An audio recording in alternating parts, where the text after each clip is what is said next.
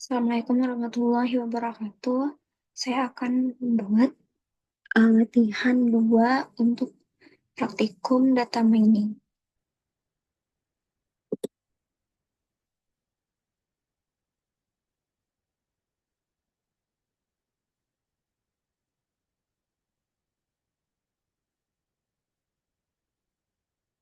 Di sini kita bisa lihat soalnya. Yang pertama, kita akan membuat script menggunakan looping if, else, elif dengan kondisi sebagai berikut. Jika waktu menunjukkan lebih atau sama dengan 3 dan kurang dari 12, maka tampilkan ucapan selamat pagi. Oke, kita buat logikanya dulu, yaitu yang pertama, jika waktu menunjukkan lebih atau sama dengan 3, di sini if waktu lebih sama dengan 3 dan kurang dari 12. Nah, di sini berarti kita akan menggunakan n. N kurang dari 12. N waktu kurang dari 12.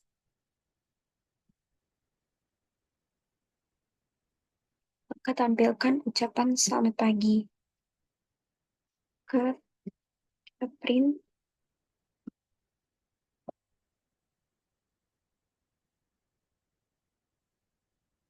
selamat pagi.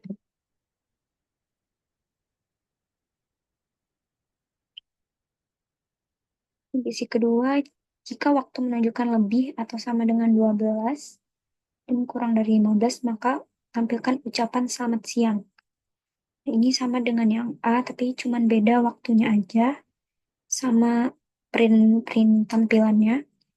Tapi ini A 12 dan 15. Selamat siang. Kita copy aja. 12, 15.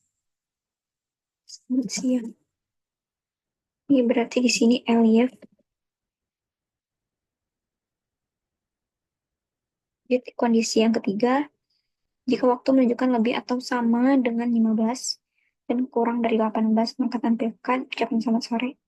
Nah, ini masih sama, beda jamnya sama outputnya. Berarti 15, 18 sore. Kita copy.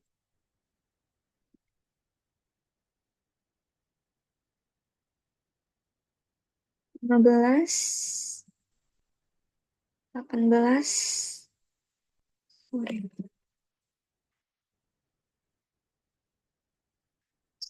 Ya, jika waktu menunjukkan lebih atau sama dengan 18 dan kurang dari 3, maka tampilkan ucapan selamat malam. Nah, ini bisa kita samakan juga. Berarti 18, 3, selamat malam. Oke, 16, 3, selamat malam. Nah, tapi di sini waktu lebih dari 18. Lebih dari 18 itu kan bisa 100, 1000. Nah, waktu itu kan cuma terbatas sampai 24. Dan ini juga waktu kurang dari 3. Kurang dari 3 itu bisa minus. Sedangkan waktu itu nggak ada yang minus. Jadi, waktu itu kurang dari 3, bentuk-bentuk itu 0. Jadi di sini kita bisa batasin. Berarti di sini kita kurung dulu. Waktu lebih dari 18 dan waktu kurang dari 24. Karena waktu itu cuma sampai 24. Kita kurung. Terus di sini kita kurung waktu lebih dari 3. Waktu lebih dari 3 dan waktu lebih atau sama dengan 0. Nah, di sela-sela ini kita bisa tambahkan or. Nah gitu. Jadi mau ini ataupun yang ini itu sama-sama menampilkan selamat malam. Selanjutnya, jadi udah sampai 4. Dari skrip yang sudah dibuat pada poin sebelumnya, jalankan sintaks dengan kondisi waktu menunjukkan pukul 8, 14, dan 17. Berarti kita mau pilih waktunya itu 8, 14, dan 17. Nah, berarti kita tambahkan else. Else dulu. Print ini untuk selain waktu yang ditentukan ini berarti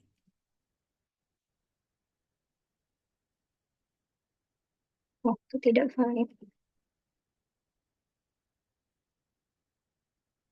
Jadi kita mau menampilkan jam tertentu, kira-kira itu outputnya apa. Dari aturan if else ini, kita bisa gunakan for.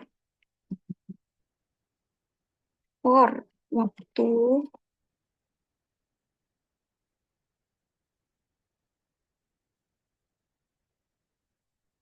Nah, berarti di sini kita masukkan yang disuruh. Berarti for waktunya itu 8, 14, dan 17.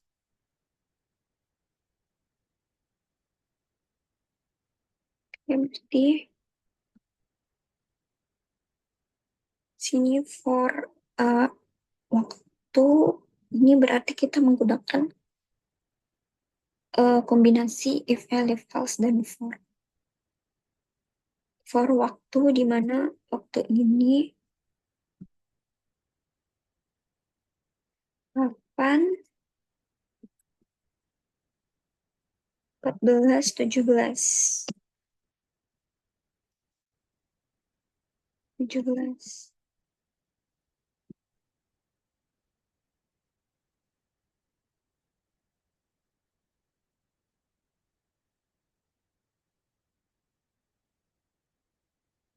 Rapikan dulu.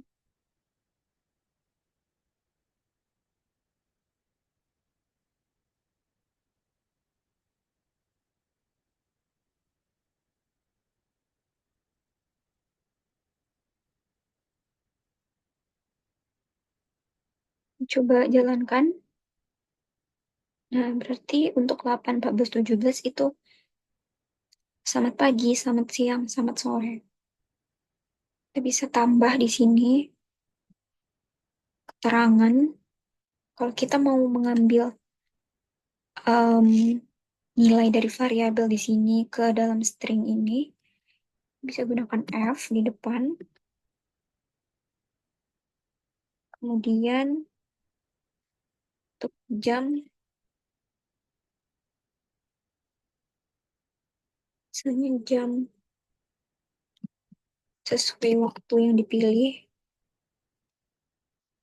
terus selamat pagi. Terus ini jam 8, selamat pagi. Nah, di sini kita copy aja.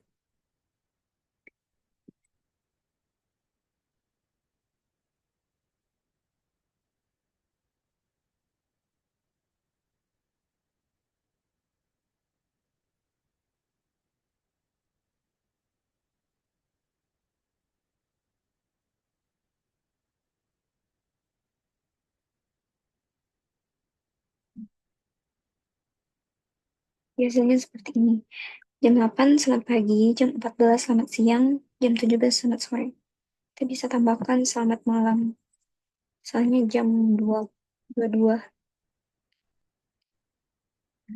jam 22 selamat malam. Oke, lanjut ke soal nomor 2. Buatlah skrip menggunakan looping while dengan kondisi sebagai berikut. Seorang admin sedang membuat rekapitulasi total tagihan dari pembelanjaan perusahaan dengan nominal transaksi sebagai berikut. Buatlah program pada Python untuk menghitung total tagihan tersebut. Berarti kita di sini menggunakan looping while untuk menghitung jumlah dari transaksi yang ada. Kita bisa buat listnya dulu. Transaksi yang ada itu 50.000, 75. Kita pakai list. Di sini 50.000, 75.000, 68.000, 130.000, 130.000, 230.000. Oke. Kita di sini akan menghitung total dari transaksi ini menggunakan looping while. Nah, anggap kok kita buat variabel total, di mana total ini awalnya adalah 0 nilainya. Kemudian kita harus gunakan seperti ini, i ini seperti menghitung indeksnya. Itu dimulai dari 0, lalu kita while. Nah, logikanya gimana? While i, gimana ini panjangnya itu harus kurang dari yang ada di list ini. Karena kita ingin menghitung yang ada di list. Berarti kita inisialisasi dulu, i itu panjangnya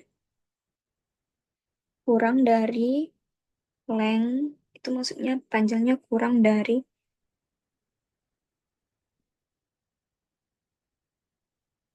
yang ada di list, yaitu transaksi,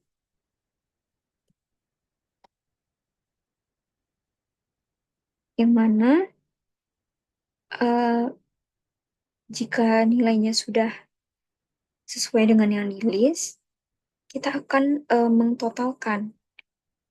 Arti total sama dengan yang tadi totalnya awalnya 0, totalnya itu kita tambah dengan transaksi.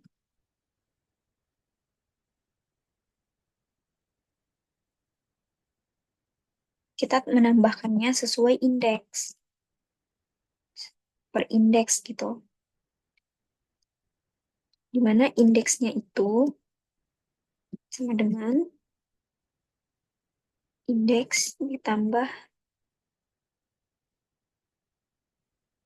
1. Nah, berarti yang tadi totalnya 0, dia akan menambahkan dengan list yang ada transaksi ini dengan yang sesuai dengan i. Tadi i 0 berarti ini ditambahkanlah 50.000. Kemudian dilakukan perulangan lagi. Indeks tadi ditambah 1, berarti indeks yang ini, karena tadi di sini ditambah 1 yang ini. Nah, jadi total tadi yang sudah 50.000 ditambah ke 75.000. Kemudian dilakukan perulangan lagi, totalnya tadi ditambah dengan 68.000, begitu seterusnya, sampai terakhir. Tadi kan sudah dibatasi panjangnya itu kurang dari panjang yang ada di list ini. Nah, di sini kita bisa print, kita lihat hasilnya.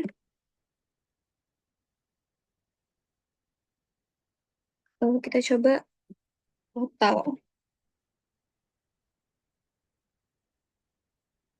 Nah, dia akan menampilkan hasil dari penjumlahannya. 50.000, 125. Kita bisa buat total misalnya transaksi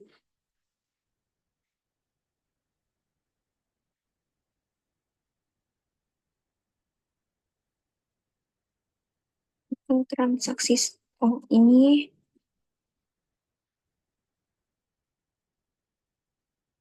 print I-nya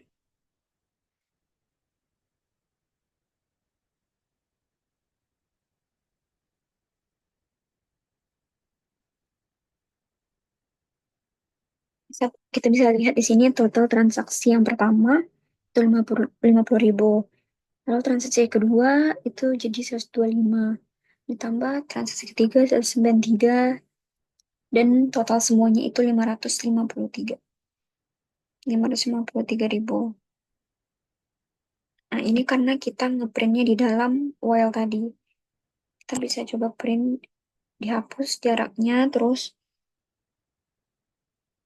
kita hapus aja ini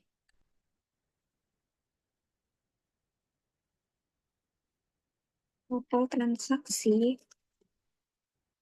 Nah, keluarlah total transaksinya itu 553 ribu dari semua ini. Lanjut, kita ke soal ke nomor 3. Buatlah script menggunakan looping for untuk kasus yang sama dengan kasus nomor 2. Oke, kalau ini tadi kita menggunakan while, kita sekarang menggunakan for. Sama, kita akan buat list dulu. Kita copy.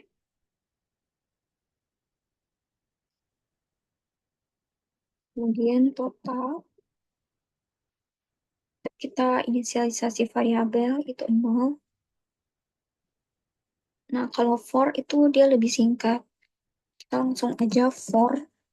Kita buat variabel misalnya biaya dalam transaksi.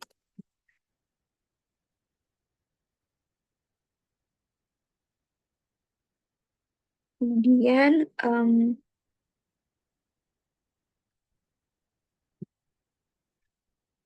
setelah itu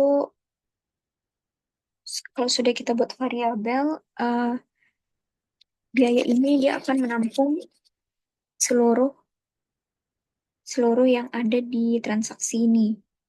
Jadi nanti akan ditampung oleh biaya, variabel biaya. Nah, kemudian total tadi itu kan 0. Jadi total itu ditambah.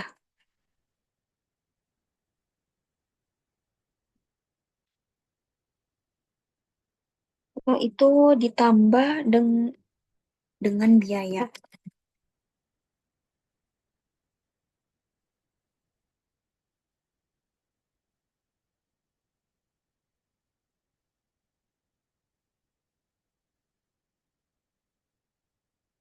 Sama seperti tadi, kalau misalnya printnya kita di dalam while, berarti ini printnya di dalam for.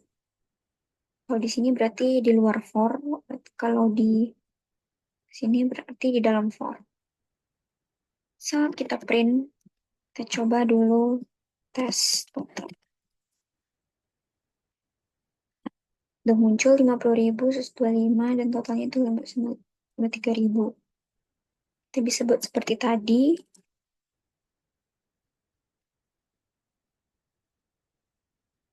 Transaksi.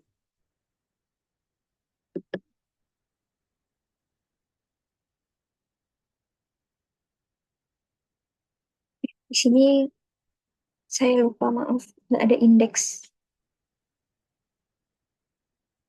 Langsung aja berarti.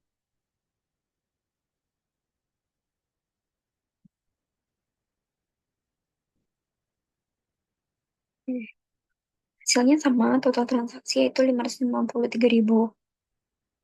Dia akan melakukan perulangan di dalam biaya tadi karena setiap setiap elemen yang ada dalam listnya itu tertampung satu persatu di dalam biaya. Kalau ini tadi harus diinisialisasi dulu dengan dengan indeks per indeksnya. Kalau perulangan for langsung saja karena sudah mengambil tiap-tiap elemennya ke dalam variabel biaya. Oke, kita lanjut ke nomor 4. Buatlah fungsi untuk kasus-kasus sebagai berikut. Luas persegi, luas lingkaran. Berarti kita membuat fungsi. Kayak, nah, kita inisial. Maksudnya kita catat dulu biar nggak lupa. Luas persegi, luas lingkaran. Luas persegi,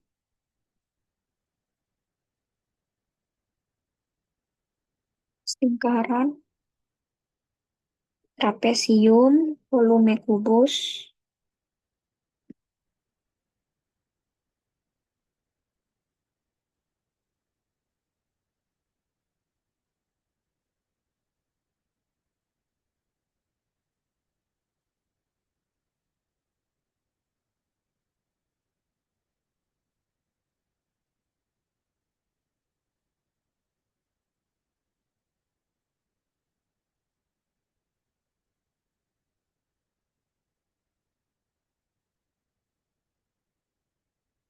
Kubus terakhir itu volume balok.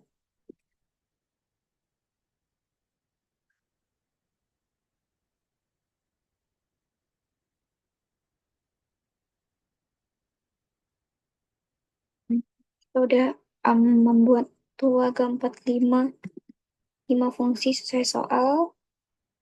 Nah, luas persegi itu sisi kali sisi. Berarti kita membutuhkan em, sisi. Di sini kita bebas buat namanya. Misalnya kita buat sisi. Kalau fungsi itu kita harus return untuk supaya nanti bisa kita panggil. Itu sisi dikali sisi. Luas lingkaran itu butuh, luas lingkaran itu pi dikali R dikali R. Jadi kita butuh R. Return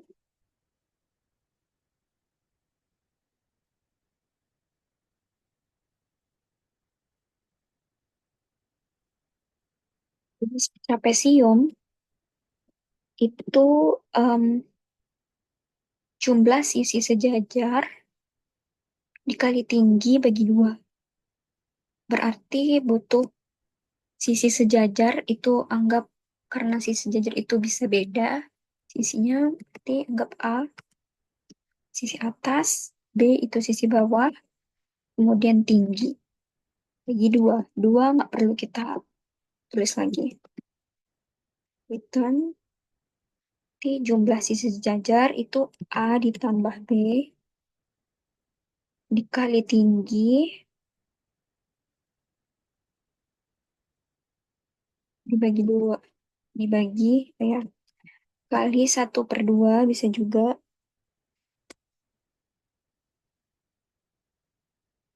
Oke. Volume kubus itu sisi kali sisi kali sisi. Berarti kita butuh sisi aja.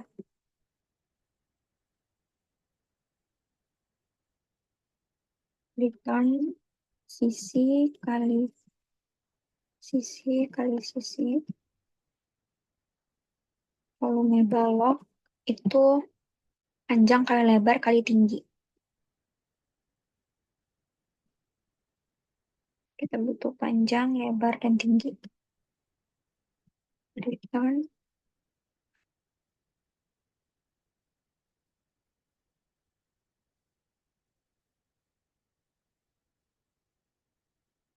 sudah kita bisa testing. Sini kita panggil print dulu. Print misalnya luas persegi gitu. Kita bisa memanggil fungsi yang sudah kita buat tadi. Nah, dalamnya ini tadi kita bisa masukkan angka sesuai dengan di sini. Karena dalam ini kita butuh sisi, berarti di dalam sini kita masukkan sisinya berapa. Misalnya 4. Kita coba. Nah, 4 kali 4 itu kan 16. Berarti udah ter print. Ah,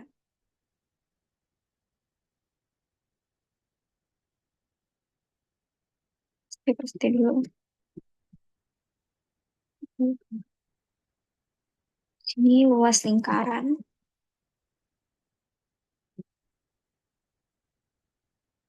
Luas lingkaran anggap itu jari-jarinya 7. Karena itu 2/7. Terus persegi ini, terus trapesium. Kemudian volume kubus. Oh ya, trapesium ini ada 3 angkanya yang bisa dimasukkan.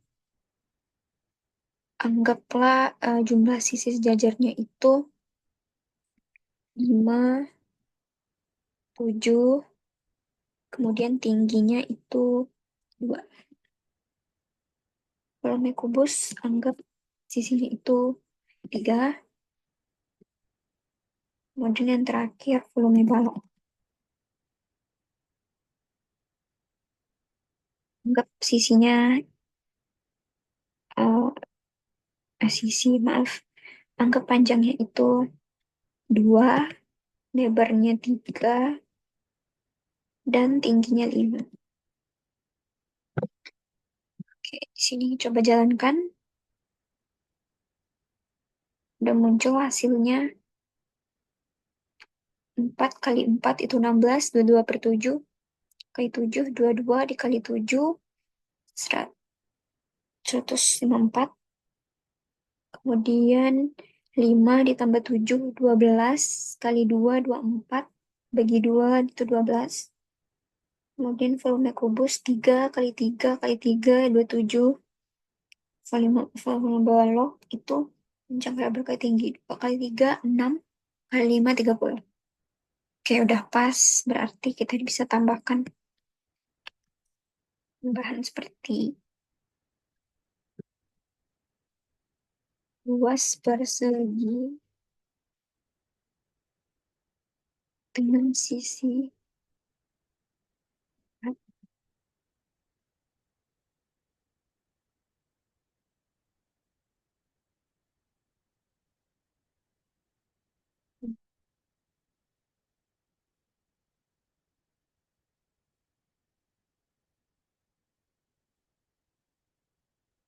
aja biar cepat. Ini luas lingkaran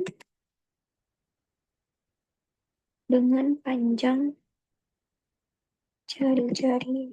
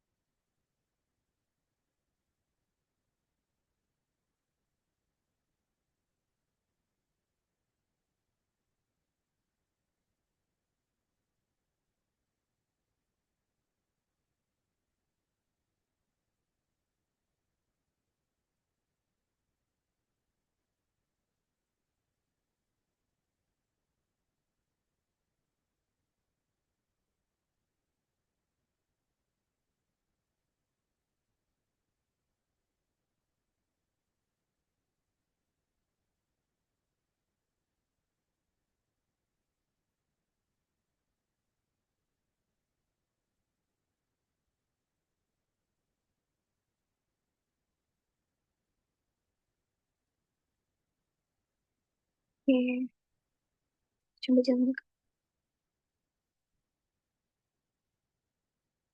lupa ditambah koma. Oke. Bus persegi dengan panjang sisi 4 yaitu 16, luas lingkaran dengan panjang jari-jari 7 itu 194. Trapesium dengan panjang sisi sejajar 5 dan 7 dan tinggi 2 itu 12. Mengenai kubus dengan panjang sisi 3 yaitu 27 dengan panjang 2, lebar 3, tinggi 5 yaitu 30. Baik, itu dia em, jawaban untuk 4 soal dari latihan 2 yang saya kerjakan. Kurang dan lebih mohon dimaafkan. Terima kasih sudah menonton.